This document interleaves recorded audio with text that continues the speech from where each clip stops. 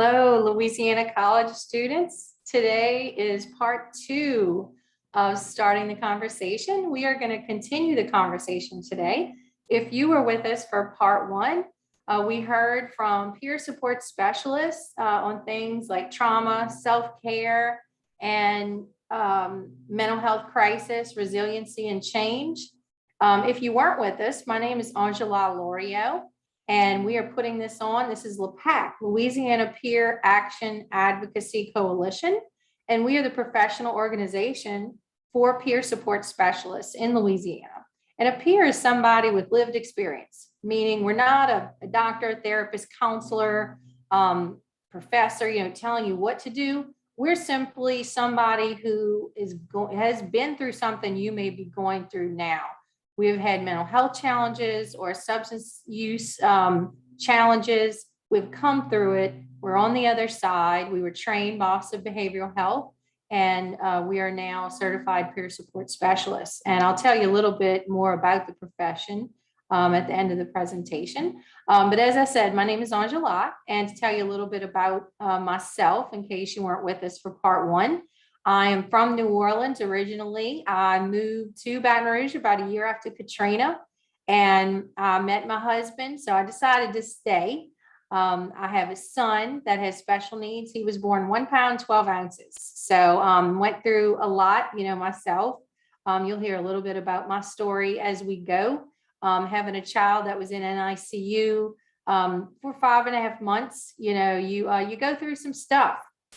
And so today we are going to hear from some peers, and the topics that they talk on, it's going to be stuff they've been through themselves. And so this is unprecedented. Usually when you get a presentation on mental health, it is from therapists or doctors, counselors, substance abuse counselors. But this is all from peers, people, like I said, who have been through something that you may be going through now. So I hope something that you hear today, if you can relate to it, if you are going through it, that you can see hope, you can see the witness of their lives of hope, and you can get some resources. So instead of turning in and suffering in silence and going through your pain alone, that you can reach out. We do have resources on our website that we'll talk about today. Our website is lapaac.org. It's LAPAAC.org. So you can go to our website, and we have resources on all the topics we went over in part 1 and here in part 2. Also, we will be fielding your questions live today through our Instagram Messenger. Our Instagram is Louisiana PAAC. So that's Louisiana, all spelled out, PAAC. So Louisiana PAAC, go to Instagram and just click on Messenger and questions, comments, and we'll get to those live today, as many as we can. And if you have a question to one of the specific presenters today, we'll hook you up with them through our email. So just email louisianapaac@gmail.com. That won't be done live, but we will get your question or comment to that presenter via email. So buckle your seatbelts this morning. This is raw. This is real. This is like a reality show. We lay ourselves down. We're transparent. We just lay our lives bare so that we can be hope. We could possibly be stepping stones to others, to you, if you're going through some of this, stepping stones to recovery, to better quality of life. So right now, we are going to hear from, if you didn't join us yesterday, you're going to hear again from our governor. He did a little promo video for us. And it's important to know that our government, our elected officials, they're not just, disconnected, that they're compassionate, they're empathetic to what you may be going through. And so we thank him for standing in solidarity with LAPAC. So let's hear from Governor John Bell. Beginning high school or college can be stressful, even in the best of times. And with the COVID-19 pandemic, multiple storms, ongoing hurricane season, life can get pretty rough. And yes, we know that you're resilient, but everyone needs help sometimes. It's okay not to be okay. September is National Recovery Month. We all have struggles, and there's nothing wrong with asking for help. The Louisiana Peer Action Advocacy Coalition, LAPAC, has created a virtual presentation where students who've had mental health or addictive challenges can reach out and get the help that they need. Through their lived experiences, they offer hope. For more information, visit lapaac.org. Thank you, and God bless. Thank you so much, Governor Edwards. He really is. He's one of those personable, elected officials that are right there with us, and he will get the help needed. He gets programs to Louisiana that are great resources. And so we're going to start the conversation this morning with an amazing peer. Her name is Lori Holtzclaw Hunt. She's going to talk about overdose and alcohol first aid. So if something goes down, you have a little knowledge. You'll hear about her story and you'll have a little knowledge. So maybe you can save a life. Lori Holtzclaw Hunt started her journey in recovery on December 20th, 2006. She moved into an Oxford house in July 2007. And in 2010, she was hired for a position in Tulsa, Oklahoma as an outreach worker with an Oxford house, it's a peer-run sober living organization. A few years later, she was asked to take a position of a regional manager. She became a peer support specialist in 2015. Today, she oversees all Oxford House operations in Alabama, Florida, Louisiana, and Mississippi. She does call Louisiana home, which she shares with her husband, and spends much of her time with her children and extended family. So let's listen up to Lori. Hi, my name is Lori Holtzclaw Hunt, and I'm a woman in long-term recovery. And what that means for me is that I haven't found it necessary to use a drink or a drug since December 20th of 2006. So almost 15 years now. I work for an organization named Oxford House Incorporated. And what it is a network of recovery homes throughout the state of Louisiana that provides housing for people in recovery. I've been affiliated and working with Oxford House for almost the entire time that I've been in recovery. And I'll talk about that a little bit more later on. So what I want to talk to you today about is drug and alcohol overdose awareness and a little bit of first aid. So I started drinking and using drugs at a very young age, probably around the age of 13. And when I was in high school, I was whenever I was doing all that, my thought process is, you don't think that you're going to become an alcoholic or an addict. And it's very challenging to go through because you think that it's just fun, you're having fun with your friends, and one day that you're going to go off to college and then life will just be normal. You'll get married someday, you'll have children, and things will be different. Well, that day never really came for me in the way that it should have, or that it could have had I gotten help for my alcoholism and addiction. So I graduated high school in 1994, which tells you how old I am. I'll be 45 next month. By the time I graduated high school, maybe a year after, I was a full-blown alcoholic.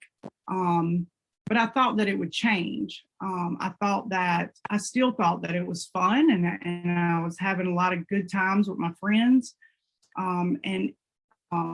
So we were out partying and things, and I got introduced to a lot of, I guess, what you would call hardcore drugs. So things like cocaine and opiates and all different types of drugs like that. And I started doing those, and I still thought that, nothing was wrong with it, that I would just stop one day. And I went through college. I quit at my last semester, and that's when things started to turn really bad. So shortly after that, I had a boyfriend that I had been seeing for a little bit, and he had a drug overdose and passed away. and you would think that that would be a really good reason to stop, but I didn't. I think that for people like me, and maybe if you feel the same way about certain things, that we use alcohol and drugs to medicate, to cope with feelings, things that we don't like about ourselves. Maybe we don't feel good enough, or maybe we don't feel like we fit in enough. And I know for me that alcohol and drugs really helps me feel that way, to feel those, to feel like I fit in. So on down the road, it got really bad. And what alcohol and drugs led me to was homelessness, the loss of my entire family, including my 2 children. And then the last big thing that happened, and when I got sober when I was 30, I became incarcerated. And since then, that's when I got sober. I was 30 years old, and I went to jail for some pretty serious charges.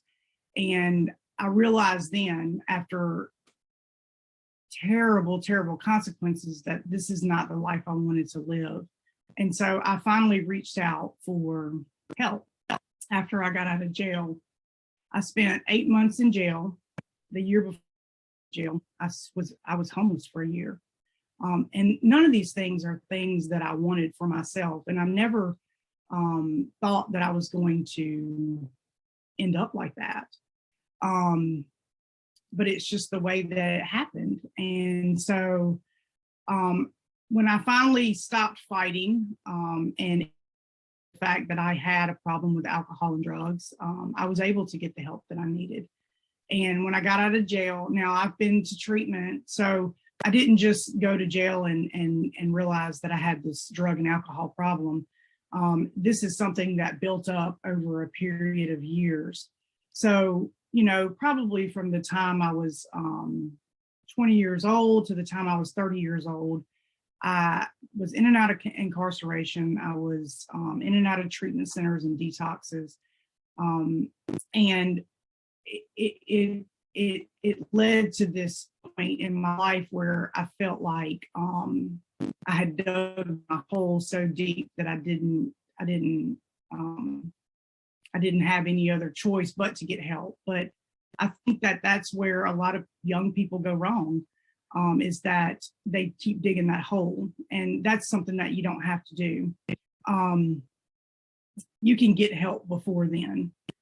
So I want to talk a little bit about what happened. So I got out of jail, and these ladies that wanted to help me from a church that I went to that did a jail ministry in Franklinton, Louisiana. They got me the number to an Oxford house, and I moved into that Oxford house, and I stayed heavily involved in service work with Oxford House, and I joined Alcoholics Anonymous. And through those 2 programs, I've been able to, accumulate almost 15 years of recovery. Since then, my life is very different. Now, mind you, I am a convicted felon. That is always going to be on my record. I have 3 felonies and 2 felony convictions. So I wanted to talk a little bit about, the spiritual aspect of things. And one of the things that I decided to do was I decided to open my mind up to God. And I feel like He has led me in some really, really, really good direction since I've accepted that I had this problem, and I've sought out help for it. Whenever I got into Oxford House, I started working. I was a waitress, and I decided I wanted to try to go back to college and finish, get my degree. I went to a little technical college in Bogalusa, Louisiana Technical College. And I had 1 semester left. And so I went and I was going to reapply, and I got my transcripts from high school and things like that. And when I went to get my transcripts from the college, they gave me a copy of my degree. And it was at that moment that I really knew that God was carrying me. So I went to college in 1997 and 98, and I didn't find out that I had graduated college until 2008. So I had an associate's degree for about 8 years that I didn't even know about. And for me, that is a huge God moment in my life. I wanted to also, I had what I'm talking about today is alcohol and drug overdose. And I had a boyfriend during my addiction that overdosed from drugs, and he passed away. And last year, over 90,000 people died from drug overdose, and over 95,000 people died from alcohol related illnesses or alcohol overdose. Not all of that was overdose, but alcohol really, really takes a toll on your body. And so the long-term effects of it, and drugs, alcohol and drugs, you get, heart disease, you get liver disease, things really, really, really, it takes a toll. These things really take a toll on your body.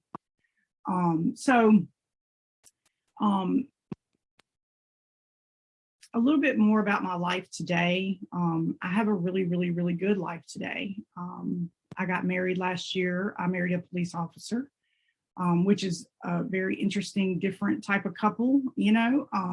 I promote recovery throughout the state of Louisiana, and he, helps in service policing. We have a wonderful relationship. I have 2 children.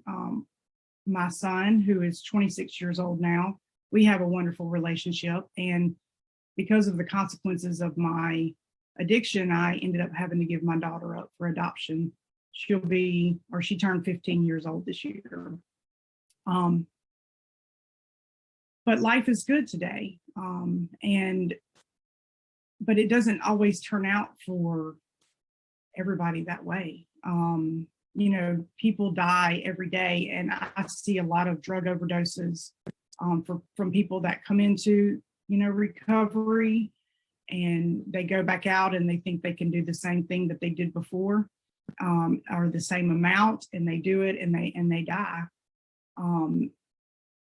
There are so many young people that are passing away from fatal overdoses nowadays. And my son, who is 26, we talk about that, every time I see him or talk to him, he talks about another person that he knew that died from a fatal overdose.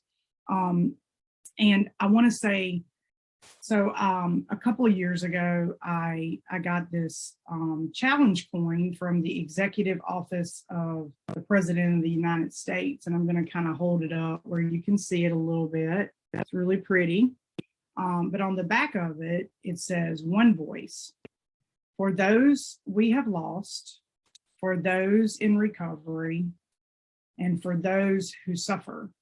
And if you feel like you're one of those people that might be suffering from alcoholism or addiction, it's okay to seek out help. And it's a good thing. Alcoholism and addiction is very stigmatized, and people lose their life behind that stigma. If you think that you have an issue like this, reach out to a friend, reach out to a family member, your parents, and try to get the help that you need, because it can be stopped earlier. You don't have to go through all the things that I went through in order to have a good life. And it can also save your life. I feel like with the way that drugs are today, you're almost playing Russian roulette with your life. The drug overdose has increased over 48% over the last few years, and they're putting what they call fentanyl in drugs that you wouldn't think it would be in, and a very, very small amount of it can kill you. And so I'm going to read you a few things that you can do if you ever find yourself around somebody that might be having a drug overdose or an alcohol overdose. So just kind of bear with me. So for alcohol overdose, and the main thing you want to do is dial 911 for either of these. But these are some things that you could, some other things that you can do. So, for alcohol overdose, dial 911, remain and provide reassurance, move them to a safe place, preferably quiet. If the person is conscious, ask questions to provide information to any medical professional, what they drink, how much they drank, how long they've been drinking, for hours or for days, any other medical conditions or concerns they may have. You want to monitor and record, and you want to keep any substances or containers so that the medical professionals have a clear indication of what has been consumed. And for a drug overdose, you want to immediately call 911.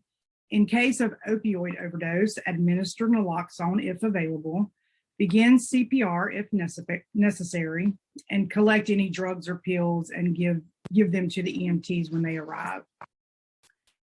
So if there's anybody out, if you can relate to any of this, you know,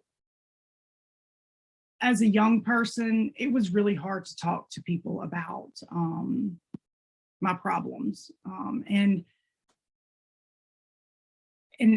even as a young adult, it was really hard to accept that I had a problem. I didn't just wake up, you know, I didn't wake up one day and say, you know, oh, I think I'm an alcoholic. It was very slow, and it was a very torturous type way to live.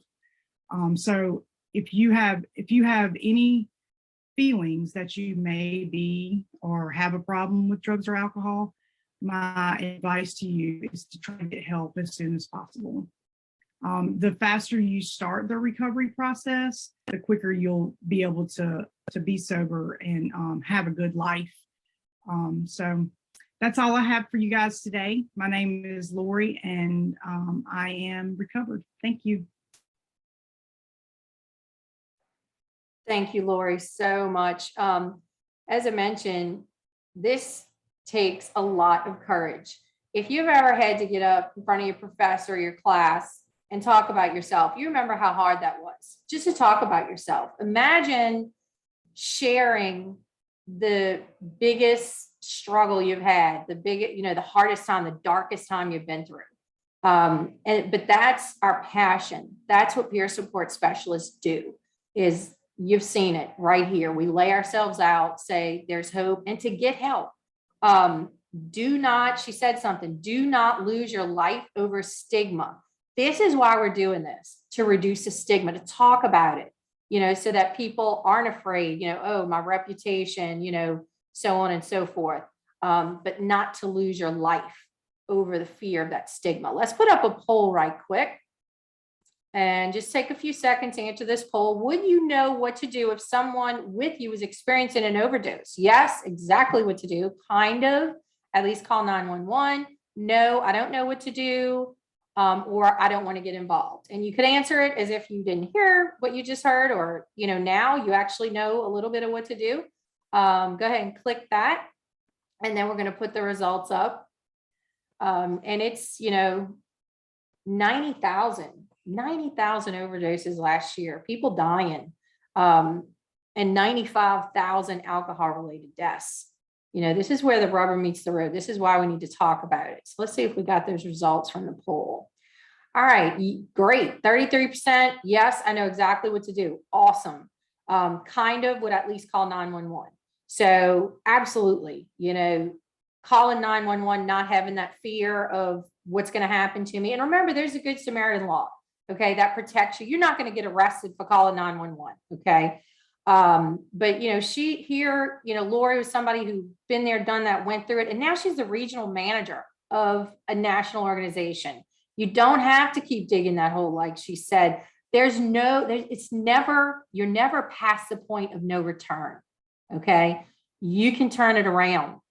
you can get help. And the sooner you do now, like if I had gotten help for my mental health challenges earlier on in college, I wouldn't have had to go through more years of, like she said, the suffering and just the slow and painful way of living.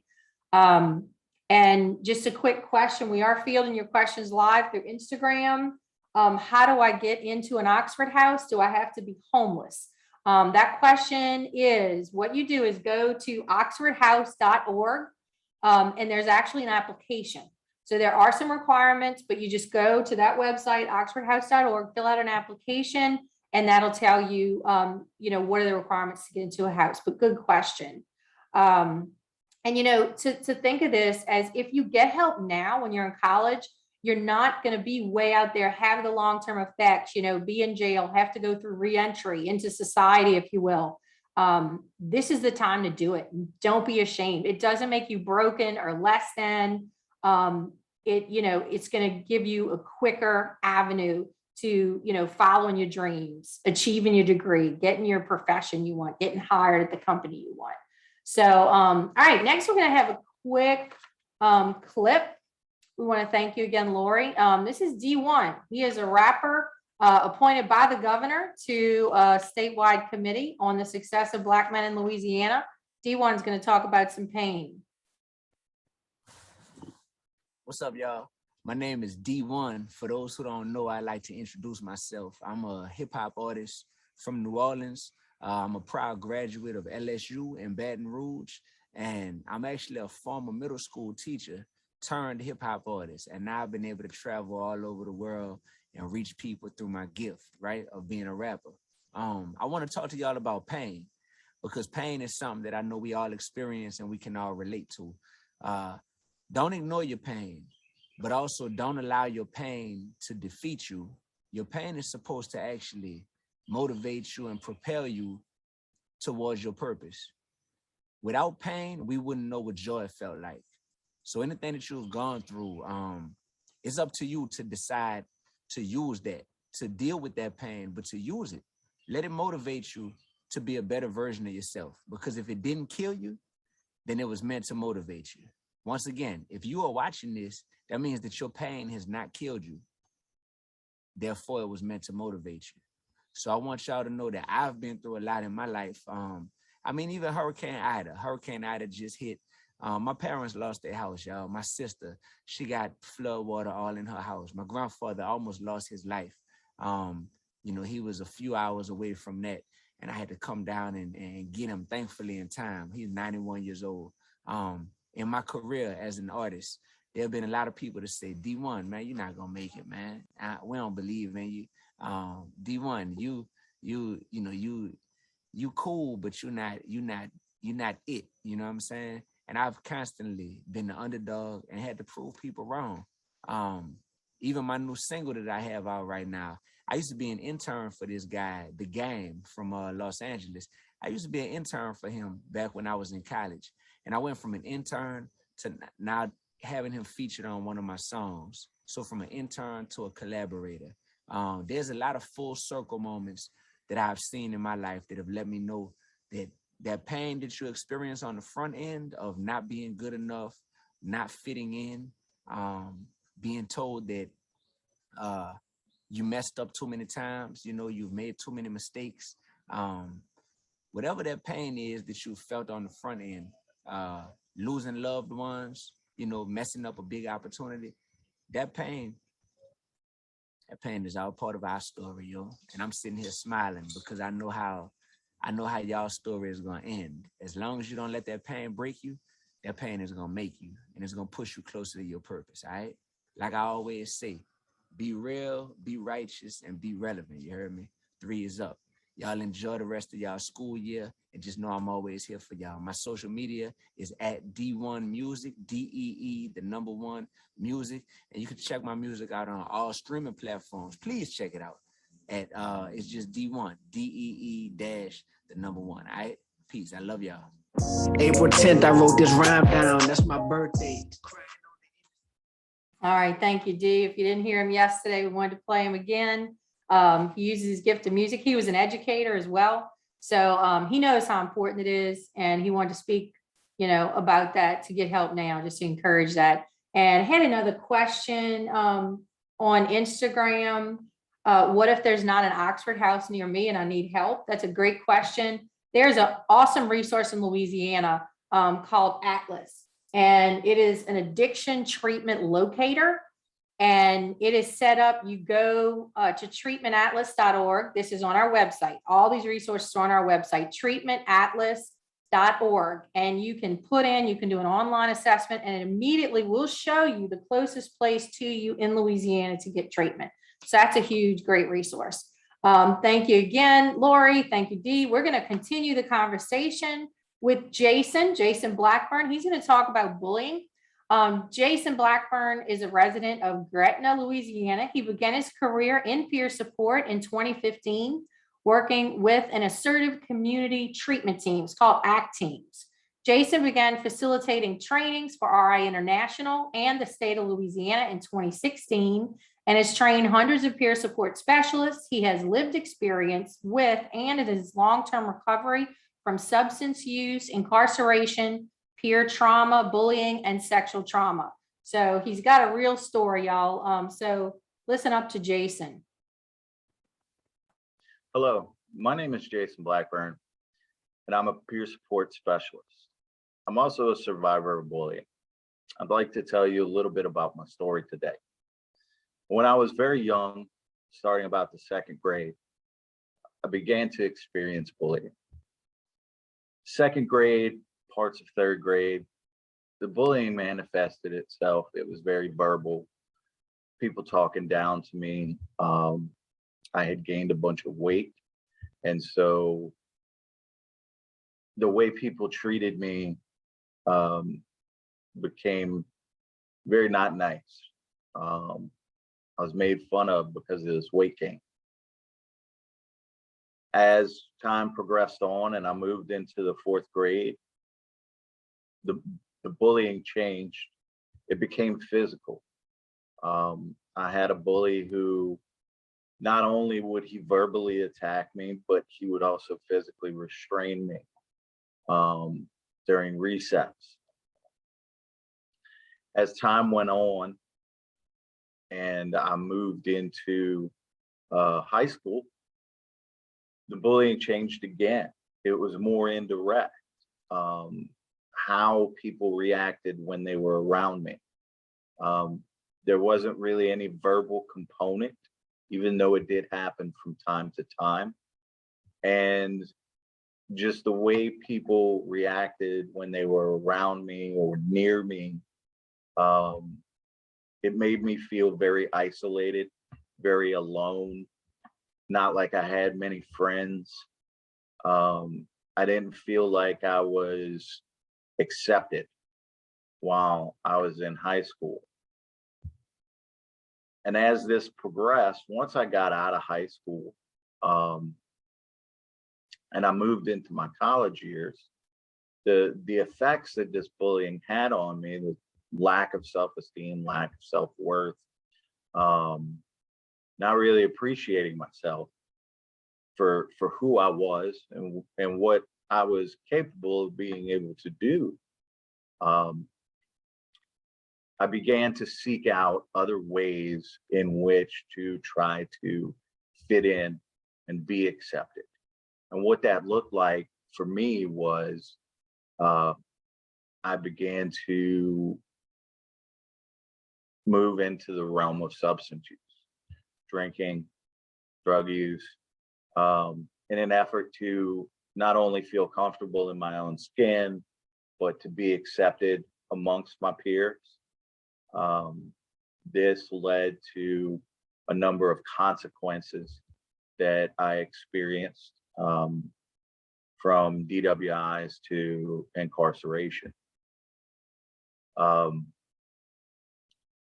Around 2008, I was able to turn that around finally and say enough was enough. And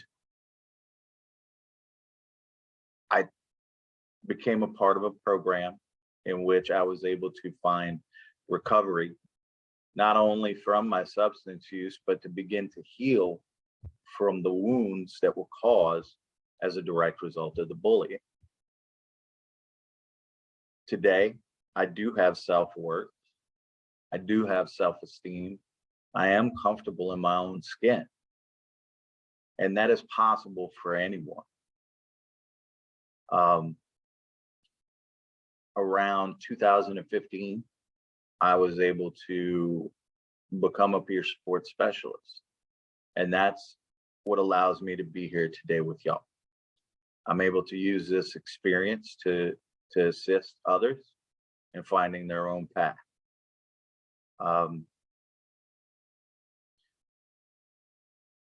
Bullying manifests in many different ways. If anyone out there isn't experiencing being bullied, some signs that may point to a bullying problem are unexplained injuries, lost or destroyed clothing, books, electronics, or jewelry. Person might say they're having frequent headaches or stomach aches, they're feeling sick or faking illnesses. I know there was a couple of times where I faked being sick because I didn't want to have to go to school and be faced with even more bullying. Changes in eating habits, suddenly skipping meals or binge eating. Kids may come home from school hungry because they didn't eat lunch. Difficulty sleeping or frequent nightmares. Declining grades, loss of interest in schoolwork or not wanting to go to school. I briefly mentioned that. I wasn't the greatest student, but I did okay. However, I know that during those times, especially in high school, when the bullying was most frequent, my grades did drop. So I didn't end up doing as well as I probably could have when I was in high school. Self-destructive behaviors such as running away from home, harming oneself, or talking about suicide. I can remember seeing news articles. We live in an age where cyberbullying is a thing. So the bullying isn't just relegated to being at school.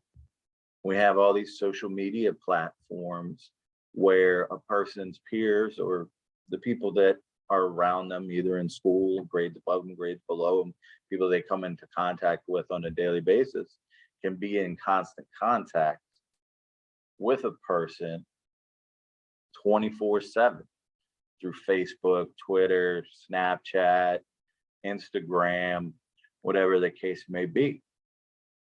You know, with these social media platforms, my life is more out there for anyone to see, which opens those doors, unfortunately, where the bullies can come in and continue to affect me if that were the case.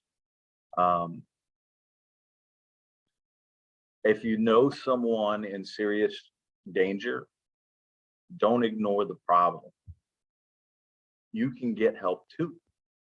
For a person that may be experiencing bullying, I'll share a little bit more about my story. It's okay to ask for help. When I was going through it, I had reached out to my family members and told them what was going on. Like, hey, this is what I'm experiencing while I'm at school. Back then, and this was in the late 80s, I was told things like, "Oh, just laugh it off," or, you know, "Let it roll off your back," or, you know, "Keep your chin up, never let them see you sweat."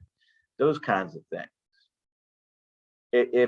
If you're faced with that, it's okay to reach out to some of your maybe school administrators. You can see a guidance counselor, student advisors, your coaches, anybody else. It's okay to reach out and ask for help. Some other signs that you may want to be aware of is signs that a kid might be bullying someone. They're getting into physical or verbal fights. They have friends who bully others. They've become increasingly aggressive. They get sent to the principal's office or have detention a lot. They have unexplained extra money or new belongings. They blame others for their problems. They don't accept responsibilities for their actions. They're hyper competitive and worry about their reputation or popularity.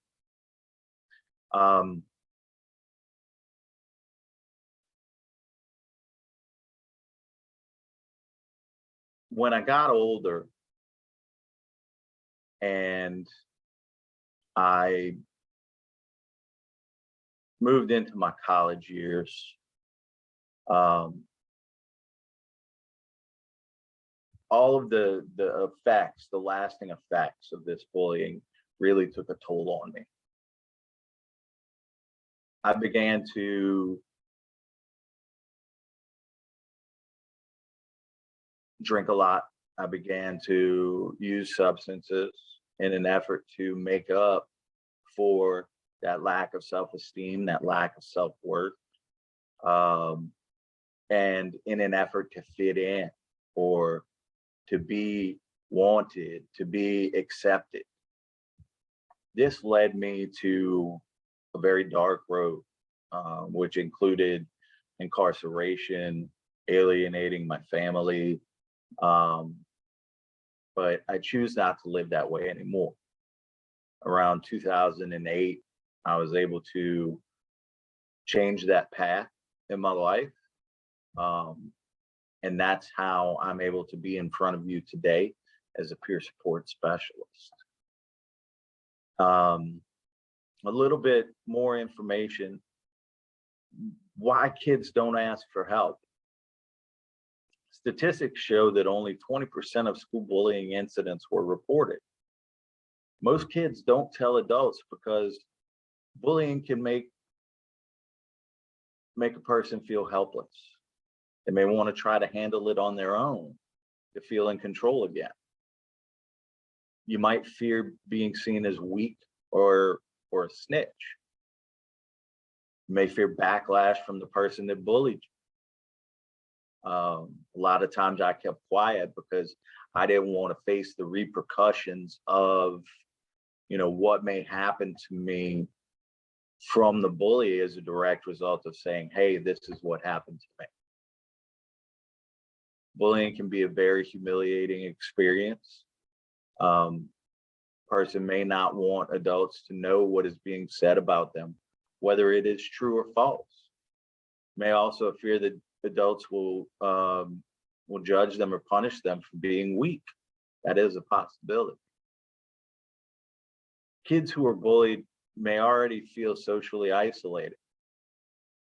They may feel like no one cares or could understand. I know that I had those kinds of thoughts. I began to keep to myself a lot more, not going outside and riding my bike or go and play with my other friends in the neighborhood and those kinds of things. Because I felt like, well, if this is what's going to happen to me in the outside world, if I stay just to myself, then it can't happen to me. In closing, I would just like to offer out a message to the bullies. This isn't one of those, you need to stop doing this. I do understand that sometimes when a person begins to react that way to another human being, begins to be aggressive, throw insults, things along that line, there may be some things happening at home that could be affecting you. And that's your only way of communicating. It's okay for you to ask for help as well. We live in a day and age where It's okay to ask for help. It may not seem like it, but it is. And the sooner a person asks for help, the better off that they can be. You don't have to go through this alone. There are people that will listen, no matter how dark or how cloudy things may seem. There is hope. Thank you. Thank you, Jason, so much for sharing your story. And, we all know, because we watch the news, cyberbullying can kill. You've all heard of somebody who didn't feel included or felt they were different. Be inclusive. We want to, walk with, an air of being inclusive. It doesn't matter, the differences you're going to learn. If you don't already know now, a lot of you probably know, we have a lot more in common, ways that we're the same than ways that we're different. So if somebody has different political views, sexual orientation, race, live in a different area, whatever, to embrace them as a person, and, not to look at that. And bullying, it's the way people feel, treated a certain way if they're not invited to, the parties or whatever. So just to be empathetic, be compassionate, to reach out instead of turning in. Let's do a poll real quick, and then I'm going to take some questions we have coming in. Have you experienced any of the following: physical bullying, verbal bullying, cyberbullying, or sexual harassment? And I myself, 3 out of 4. So you're not alone. Whatever your answer is, you're not alone, I guarantee you.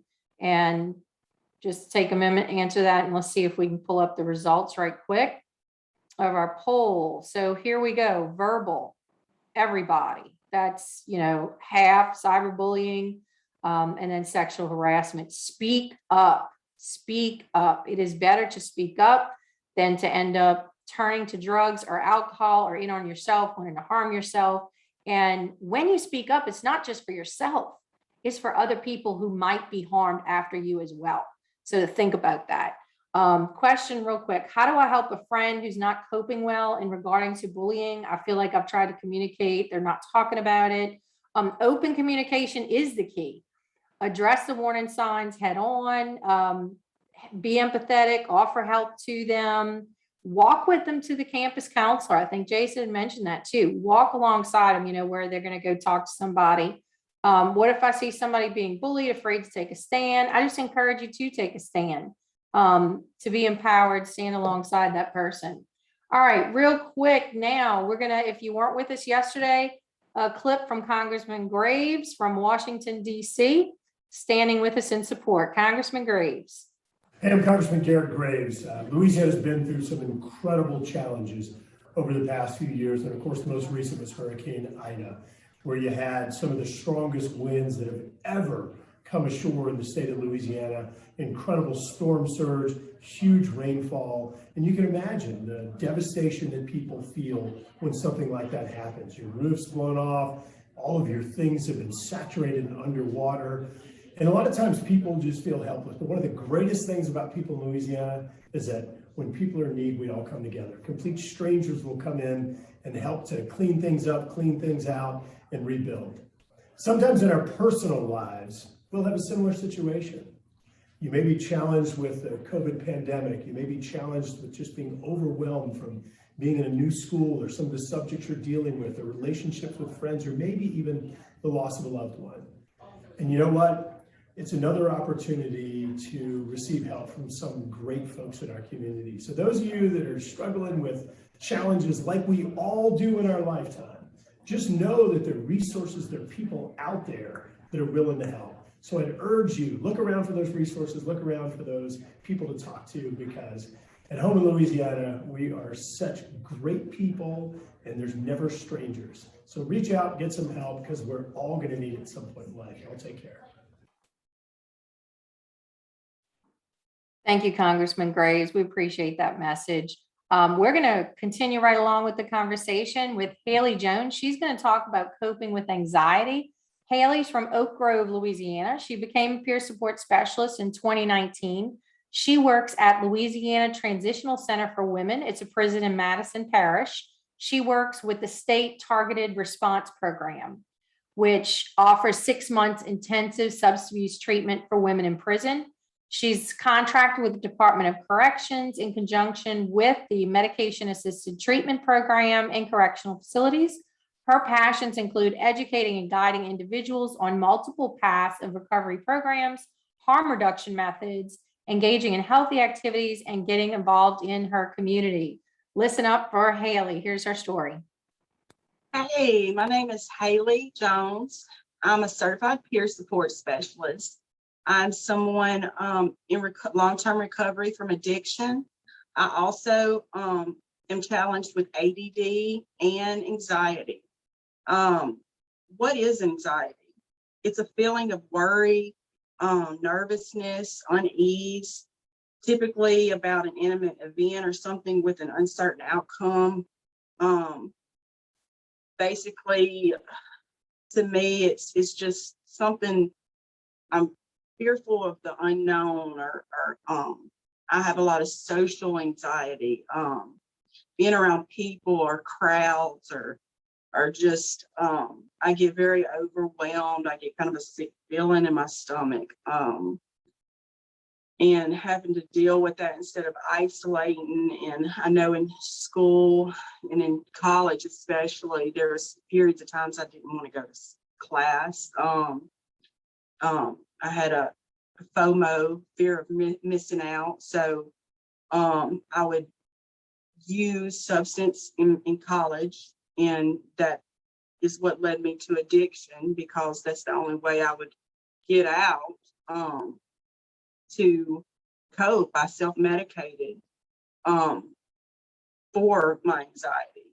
And I believe it's very important, because back then I did not recognize what it was.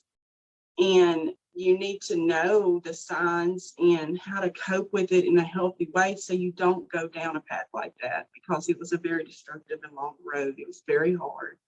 And there's so many ways, and I think it's great that we can talk about it. And it's okay to talk about it, because, like I've said, then I did not know what it was. And it's okay to talk about it, especially with everything going on in the world today between social media and with COVID. And there's so much fear built up in school and peer pressure and stuff.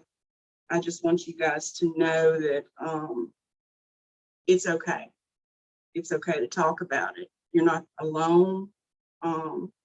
There's probably a lot of peers around you that have it.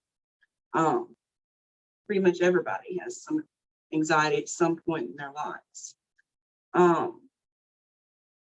Let's see.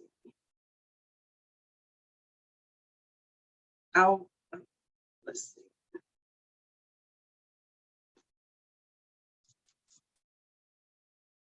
I would like to first talk to y'all about some positive self-talk. Positive statements encourage us and help us cope through distressing times. We can say these encouraging words to ourselves and be our own personal coach. We have all survived some very distressing times, and we can use those experiences to encourage us through current difficulties. Examples of coping thoughts might be: stop and breathe. I can do this. This too will pass. I can be anxious, angry, sad, and still deal with this. I have done this before, and I can do it again. This feels bad. However, it's a normal body reaction. It will pass. I don't need to rush. I can take things slowly. I feel this way because of my past experiences, but I'm safe right now. Keep calm and carry on. Causes of anxiety is high expectations and pressure to succeed. A world that feels scary and threatening. Social media, We all know social media can cause a lot of anxiety. Signs of anxiety is reoccurring fears and worries about routine parts of everyday life. Between you've got sports, your tests, peer pressure, work. You're in college and you've got work, trying to juggle that between school. Changes in behavior such as irritability. If you can feel yourself, I know I can feel myself when my anxiety starts to get bad. Even my voice starts to go up. I can feel a tightening in my chest. Avoiding activities, school, and social interactions. That's what I was just talking about. Just that I would isolate and not, I would just get so overwhelmed. I would just throw my hands up and not do it at all. It would get to that point. And when it does get to that point, there's things you can do, and that's what we're going to talk about to prevent that before it gets to that level. Dropping grades or school avoidance, trouble sleeping or concentrating, substance use or other risky behaviors, chronic physical complaints such as fatigue, headaches, stomach aches. Coping strategies, become a relaxation expert, learn how to different techniques and recognize your body and symptoms and signs. Get enough sleep, nourishment, and exercise. Connect with others, connect with nature, pay attention to good things. When anxiety or worry feels extreme, it may be a sign of an anxiety disorder. For someone who has an anxiety disorder, getting proper care from a health professional is important. These tips can help too. Of course, but professional treatment is the only way to shake an anxiety disorder. Coping skills. Coping skills are things we can do to make ourselves feel better when we are going through difficult times. Take care of yourself. Eat healthy foods. Sleep well. Understand how you feel. Exercise. For me, I had chronic stress hives, and it was caused from anxiety. I was literally allergic to anxiety. My body would have allergic reaction. I started exercising, and now I'm a competitive powerlifter, and that is my medicine. That's what I do to help my anxiety.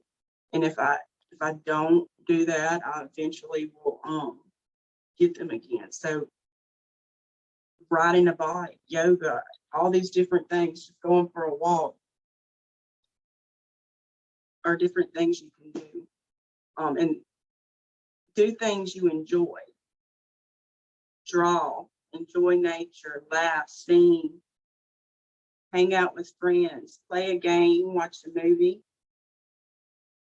paint, listen to music, make a playlist, make a list of things you like, get help.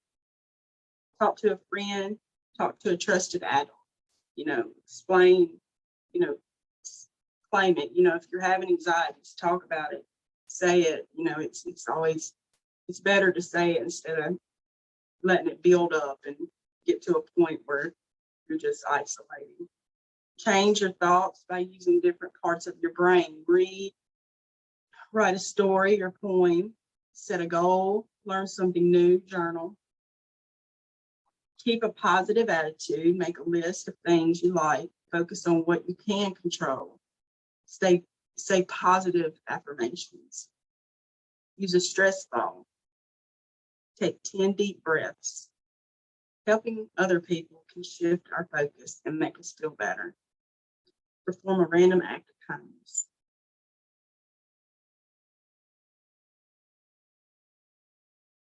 What is positive self-talk? Positive self-talk. I want to talk about positive self-talk because a lot of my anxiety came from my negative thoughts about myself. So positive self-talk is a strategy that we can use to help us get through anxiety-provoking situations. It helps us to break stress up and involves focusing on positive rather than negative statements. There are 3 key stages: preparation, coping, and review. Preparation is we are about to enter a situation or face something that we find daunting. We can help ourselves to prepare with positive statements such as, it's not going to be as bad as we think. We build up in our heads, it's way worse than just like this presentation. It's just 20 minutes of presenting a presentation, and I could build it up for way worse than what it is, for an example, and it won't last long, and I can cope, I can do it. What's the worst that can happen? I'm getting better and need to rebuild my confidence. If I do get bad feelings, I know they won't last long and I can cope with them. It's better to go than not to go. Worry doesn't help. I might enjoy it if I can go. Coping. In order to help us cope and stay in the situation, we can use positive statements such as, concentrate on what is going on, not how I feel. Don't go off emotions. This is just anxiety. It is an unpleasant feeling, but I've never been ill. Concentrate on what I have to do. I know I'm going to be okay. I know I'm going to be okay. The feelings always pass. Relax and think positive. One step at a time. Anxious feelings are unpleasant, but not harmful or dangerous. And then review. Comments to help you review our achievement and give yourself praise. I coped with that. I achieved that. I'm getting better. I handled that. It should be easier next time. I can be pleased with the progress I'm making. I did that well.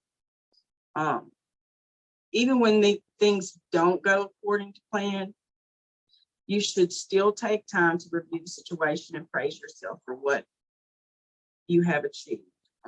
Each small step is progress, so try to focus on the positive rather than the negatives. It's okay to make mistakes. It's okay to mess up. You learn from your mistakes. I know I've made a lot of mistakes in life, but it's all right. You're going to make mistakes. As long as you learn from them, you're growing. Let's see.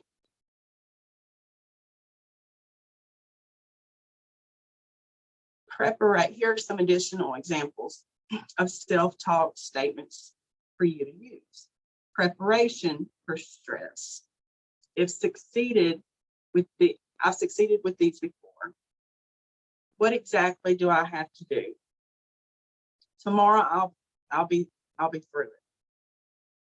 I won't let negative thoughts creep in. I'll jump in and be all right.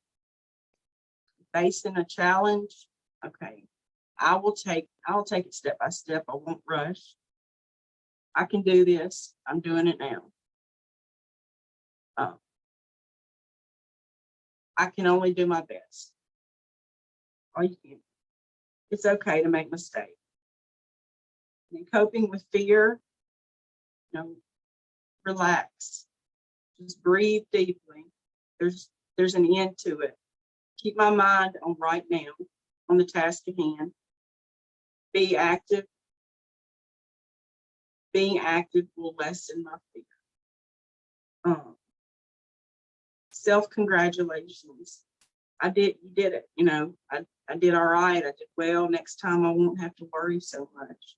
The only way to get past your fear is to face it, is to do it. It's the only way. And you get empowerment each time you do that. Almost like a superhero. Affirmations. Every day, in every way, I grow stronger and stronger. I enter this day with a peaceful heart.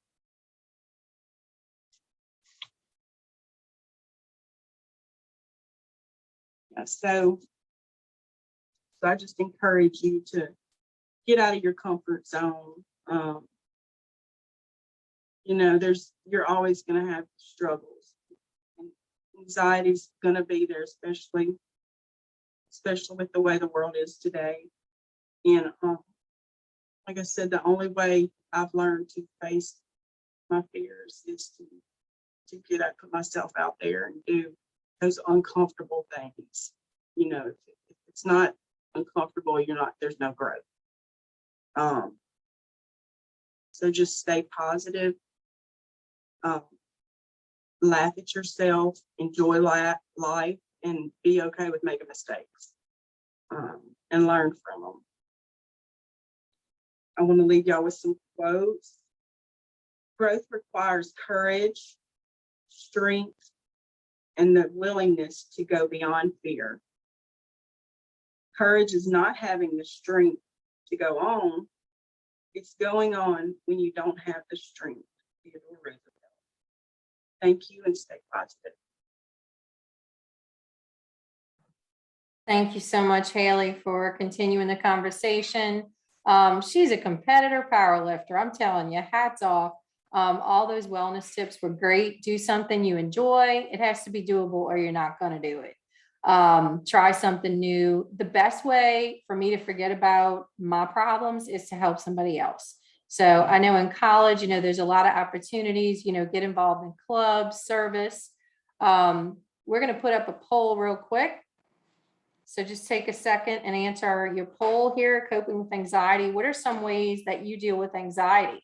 Talk with someone, exercise, take medication, or I don't have anxiety. So go ahead and answer that poll real quick, and then we'll put up the results. Let's see. All right, talking with someone, great. Exercise, medication, or don't have anxiety. So that's pretty even there. For myself, I do have medication that I do take for anxiety, and that's okay. There's no shame in that. I have a couple of quick questions. What if I see a friend suffering from panic attacks? What should I do in those moments? How do I address it? Communicate with them, use that mindful techniques, ask them, okay, let's breathe, deep breath. What can you see? What can you smell? What can you touch? What can you hear? Bring them back to the present. And also, after, have a conversation about coping skills, wellness. Another quick question, what if I think I do need medication? Go to your primary care doctor. Just call your doctor, have an honest conversation, start with that. So next up, you may have heard her if you joined us for part one, but I want to share Senator Regina Barrow. I'm honored to call her a friend. She is speaking from experience. She lost her husband this past year from COVID. Okay, so she knows what it is to go through fire and have those, wellness techniques, doing what she needs to do to be okay and to continue to be an amazing state senator that she is. So let's hear from Senator Barrow. Hello, this is Senator Regina Ashford Barrow. I regret I am unable to attend in person, but I want you to know how proud I am of you. It has been difficult times with the pandemic, virtual learning, natural disasters, getting back to school. But you've done it. You've bounced back, you've been resilient, and you've done a great job. However, I want you to know it's okay to acknowledge that you're not okay. So if you're struggling in one of the areas that you hear about today, please reach out to one of the LAPAC peer support workers. They are here to help and even perhaps share their own personal stories. It is my hope and desire that you hear something today that inspires you and encourages you to keep moving forward. God bless you, and know that the best is yet to come. Bye-bye. Thank you, Senator Barrow. And the best is yet to come. And if, like she said, she mentioned about personal stories, this is happening today. If somebody needs to hear this, if you work with an organization or a club and you want LAPAC to do presentations, tell stories, we're glad to do that. So LouisianaPAAC@gmail.com, just email us. So last but not least, to close the conversation today is none other than Tanja Miles. She spoke yesterday. Today, she's going to speak about back school time management and time management in general. As I shared in part one, she's published in books, magazines, documentaries. She's been a featured talk show guest and on a national television series. She's a passionate advocate of the humane and ethical treatment of individuals with mental illness, substance abuse, sexual trauma, domestic abuse, and those formerly or incarcerated. She's moved thousands of people to sobriety and healthy, sustainable lifestyles with her resourcefulness, passion, and peer support services. So here is Tanja. Hey, what's up? My name is Tanja Miles. I'm a peer support specialist. I just want to thank LePac so much for doing this. Wow, what a series this has been. I mean, I'm just super excited about this. I'm so glad to just sit here and just kind of, have a conversation with you on time management. And that's the topic that I try to live by every day, just really taking advantage of time. And look, I know you guys have been through so much with COVID, and a lot of you guys have not been able to experience maybe if you're in college, the college life, or your first semester of being a freshman in high school, or your last, year being a senior in high school. I know you guys are coming from different spaces, but your schedules are kind of the same thing when it comes to time and going back to school. I mean, look, you had a big hit, had that long break of, during COVID, then you went back, and then all of a sudden we had a hurricane, and then you had to go back home, and it's been a lot. So I'm just grateful that LePac is doing this, and it's really making an impact for real, for real. So let's talk about time management when we talk about going back to school. So I know each of you guys have a class load, and some of yours are more structured than others, and some are not. And my mom always told me this, and I know this is not going to be one of them conversations. What my mama said, what my aunt said, but yeah, my mama did tell me, you can't get time back. And that's true. I know being young, we think, oh my goodness, I have all the time in the world. And you kind of don't. But it's okay. We're going to talk about that. And so time management is key. One of the things about not just really being conscious of your time is that it can make you more stressful. What do I mean by that? So just say if you got something at 8 o'clock and you're not, really thinking about, okay, I need time to get ready, do hygiene and stuff like that, whatever. And then you wake up at 10 till 8 and it's a 20-minute walk or 15-minute car ride. And you're like, oh my God, I'm going to be late. And when you're late, you get up and you're stressing and you're trying to get dressed and do all this stuff like that. And then that just brings on anxiety. Because remember, we're talking about anxiety and depression and things like that and how you can cope or avoid it. So time management is one of those things that we really, for the most part, we can control. And so we have to be cautious of that. We have to think about, okay, I have to give myself time.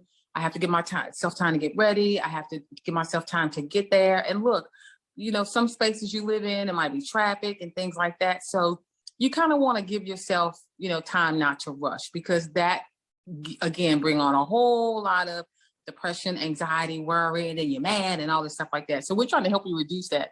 Now, like I said, most of you guys have a set schedule. Where you have to be on Monday, Wednesday, Fridays, and Tuesdays and Thursdays and stuff like that. But you still have to be mindful of your time. And here's the deal. You're going to have to cut yourself some slack because, again, there was a big break during COVID where, it was different. You weren't in class and all that and stuff like that. And so you probably maybe got a little, lax, which we all did, and maybe not more conscious of time. But now that you're back on a set schedule, we really have to do time management. Look, it's going to help you not only with your classes, it's not only going to help you with depression and anxiety, but guess what? It'll help you in the long run. So here's the deal. Just say you got a job and they say you need to be there at 10 o'clock. Well, try to get there at like 9:55, because believe it or not, people see that. You could be the best worker and all of that stuff, but then if you're constantly not showing up on time, you're clocking in early, or you have to be to class and you're lagging in 15 minutes late and stuff like that. Most schools, they're like, oh, we don't do tardiness. If you come in 20 minutes late, then you can't come in, and then you're all stressed out, then you're mad, and then you're worried and things like that. So you really have to be cautious of time. And look, sometimes it takes time to be time conscious. Yes, it does. I mean, you have to get into a routine. I know a lot of us don't like that word routine, but routines are pretty cool, and it'll help you manage your time. So one of the things that you can do, just say if you know that you got a busy day on Tuesday. Well, maybe try to prepare yourself on Monday. I know I got to be at class at 9 a.m. or I got a test that's due at 11. So let me just give myself time to study. Let me give myself time to prepare. Let me give myself time to just even get there. For me personally, I don't like to be rushed. I really, really don't. My dad always told me, haste, make waste. I did not know what that meant. I'm like, oh, here we go again with one of these sayings. But it's true, haste, make waste, because it'll get you all in your feelings and all, railed up and turned up and things like that. And so then you waste a lot of energy, with the anxiety and being mad at yourself and stuff like that. So if you can, try to, just to prepare yourself.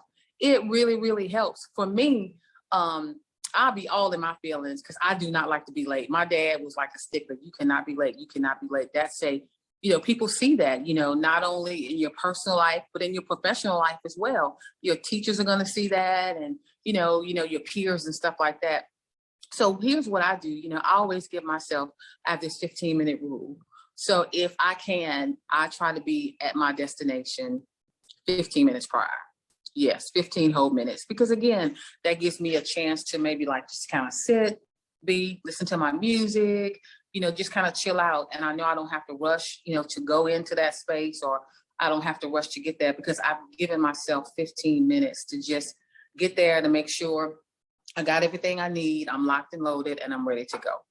That really helps. Now, did I get it the first couple of times? No, it took me a hot minute to do that. But now 15 minutes, I'm there. But let me tell you how that helped me. So I do a lot of, speaking across the country. And so I never forget this really famous author. Her name is Joyce Myers. And so I was asked to speak at one of her conferences. I mean, like 50,000 people. And one of the things that they said, that Miss Joyce is a stickler for time. So I think I had like 20 minutes to speak. So I did it in 15 because I wanted to be invited back. And someone was told me, when you're doing stuff like that, if you're not on time, people kind of look at you some kind of way, and they take that in consideration when they're asking you to do stuff. And so I wanted to be invited back, which I was. So she gave me 15 minutes, 20 minutes. I did it in 15. There's so many different things that if you practice those good time management skills now, it'll help you out in the long run. Just say if you have a test. I know some of you have pop-up quiz and makeup tests and stuff like that. But, try to set yourself up to succeed when it comes to your time management. So, look, I know you guys are still getting back into the groove and you're trying to get back into a routine. But just be mindful, to give yourself some time, because you never know what happens. If COVID and hurricanes and everything that's going on in our country community has not taught us anything, it's taught us that, we do have to go with the flow.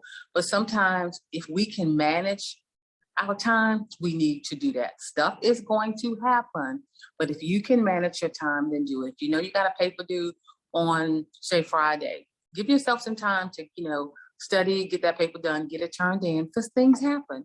And you don't want to be, hustling, bustling at the last minute. And then that brings on anxiety and that brings on stress. So again, here at LePac, what we're trying to do is we're trying to give you coping skills on how to cope, how you can get through this, semester that you're going to get through and you're going to make it. But you have to be cautious of your time. So prepare the next day if you can. Get it in 15 minutes early if you can. If you have to be somewhere, it's okay to get there early. Like I said, put your earpods in, read a good book, whatever your jam is, and just sit there and do it. Then walk in and you're cool and you're ready you're ready to make it happen. So it is really important. Another thing, look, one thing that we can't get back is time. We can get a lot of stuff back, but we can't get back time. I heard someone said this. They said, what if somebody gave you $84,000 and you had to spend it in a 24-hour period? And I'm thinking, oh, I could do that easy, for real. Not $84,000 a day. $84,000 a day. Every day they gave you $84,000. You can't roll over to the next day. You can't put it in savings. You have to spend it that day. I know a lot of you saying, I could probably do that. And yeah, you probably could, but here's the thing. Just think about it. We all have a limited amount of time. There's only 24 hours in a day. I think that's like maybe 8,000 seconds or something. you know what? We can't get that time back. Once Monday is gone, it's Tuesday. And, we can't get that time back. And so I thought about it when she said, that time don't roll over. You got to spend it. And that's basically how it is day to day. Some things, you just can't get back, and time is one of them. You can redeem the time, sometimes you can make up for lost time, but for the most part, time and chance happens to all of us. And so I really want to encourage you to just be mindful of your time. Be mindful on how you spend it. It's okay to prepare. I know a lot of times people are like, oh, you don't need to prepare, just wing it, just do it. And sometimes you have to do that. I get that. Life happens. But if you can, try to just really manage your time well. That looks like, preparing, or just look. Everybody's looking at their phone. When you pick that phone up, also look at like a schedule. Well, let me see what I got going on this day. Okay, I know I have to do this, this, and this. Okay, well, today is whatever. Oh, well, look, Thursday's coming. I know I have this, and this to do. And just what you do is, if you're not too sure how to manage your time, what I do is I'll talk to Suri, or I'll just put it in my phone. Okay, you got to do this. Okay, you got to do this, and give yourself, an alarm and set it. And then your watch or your phone will go off, and you go, okay, that can help you, manage your time. Besides preparing, a day before or sometime a week before, because I do that a lot. Just, lock it in your phone, tell your phone to remind you. So there are many ways that you can manage your time.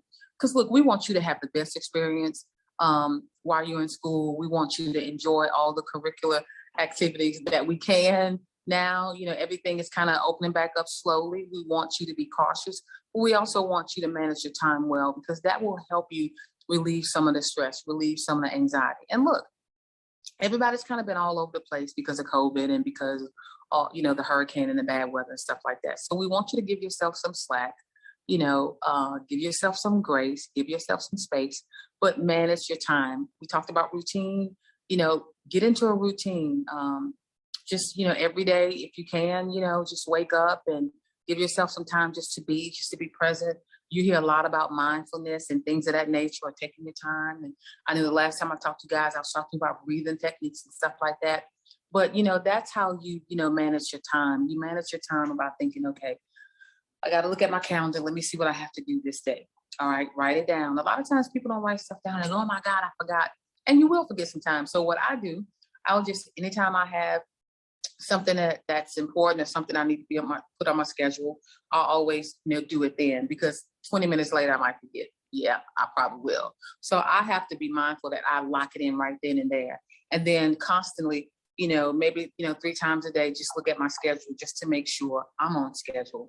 And that helps me, when it comes to not being stressful, not being, my dad said, haste, make waste, not being hasty about my time. So you guys are going to do it. Like I said, a lot of things have happened and things have been kind of all over the place. But now, since we're kind of getting back into whatever normal looks like, just be mindful of your time. Cut yourself some slack. Prepare if you can the day before. If you can show up, 10 minutes late. I'm sorry, 10 minutes early, not 10 minutes late. Do that. There are so many different tricks and trades that you can do, but you got to do what's best for you. You got to do what works for you when it comes to time management. Because again, those teachers don't play, those professors don't play. If they say that paper got to be in, at Tuesday at 12 noon, it can't be Tuesday at 1 or 12:20. They said 12 o'clock, then 12 o'clock it needs to be. So you can do it. I mean, it's going to take practice. It's going to take time. We're talking about time, but it's going to take all of those things. So if you can, again, prepare yourself a day before or the week before. Do the 15-minute rule if you can, but just be mindful that time and chance happens to all of us. Once it's gone, that's a wrap. I know you think, oh, I got so many birthdays that I get to experience. Time is on my side. And in a sense it is, but tomorrow's not promised to any of us. Things happen. And so what you can manage, do it well. And if you can manage your time now while you're in school, then guess what? When you get out there and, you get into your career, into your trade or whatever it is that you want to do in life, those skills that you are practicing right now will prepare you for your future. And I'm telling you, look, I know a lot of you guys probably want to be entrepreneurs and run your own business. And if you have employees, when you say, hey, look, I need you to be here at this time, you're going to want them there on that time. Why? Because time is money, time is precious, and there's a job to do, there's a mission to do. And so you'll see like, man, I need you to be on time. I don't need you clocking in at 7:30 when you're supposed to be at 7 o'clock, because that throws everything off. And then everybody's feeling some kind of way. So those are things that you can do now that will prepare you for the future.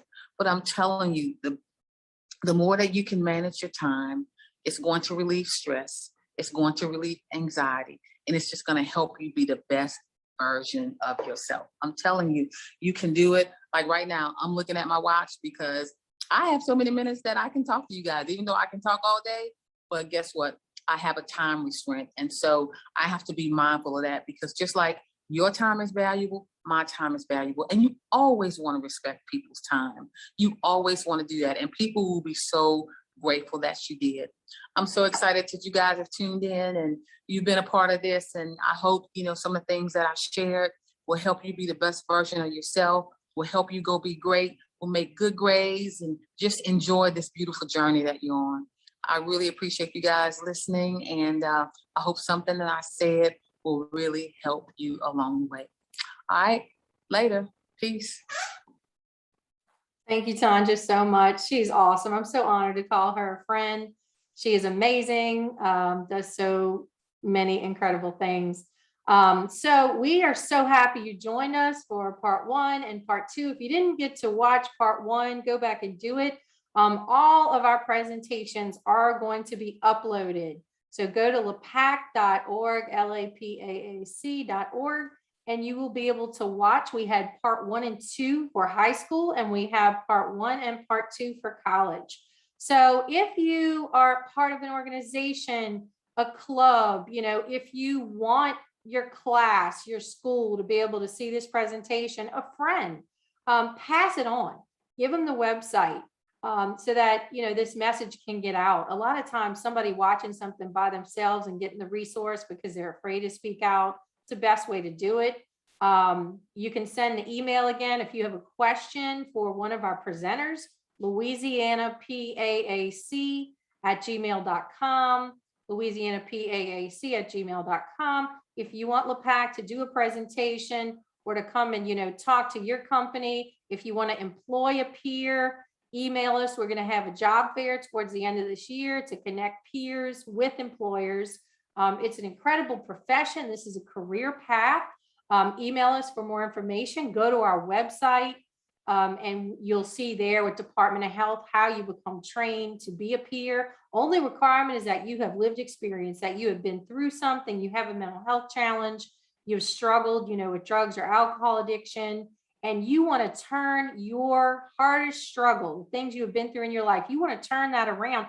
That's your greatest gift, to help others.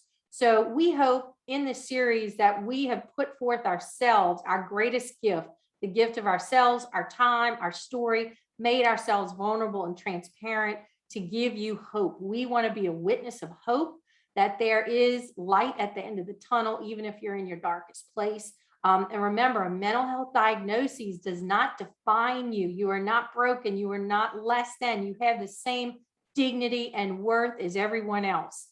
I just want to thank really quick Tanja, Jason, Biff, Haley, Pascal, Katie, and Lori, Congressman Graves, D1, Senator Barrow for presenting. I want to thank a huge thank you to our campaign team. They did an incredible job with making this happen. Office of Behavioral Health for putting this on, funded by a grant from SAMHSA for allowing us to do this. And just look at our website, email us with any questions, and use all these resources. Remember these tools, get help now, reach out instead of turning in. It will be so much better for you, and you will achieve your dreams and your quality of life the quicker you do get help. And now you have tools to help a friend to reach out. So again, this is Angela Lorio with LePac, and we thank you so much for giving your time and taking your time to listen to our series. Thank you and have a great day. Bye-bye.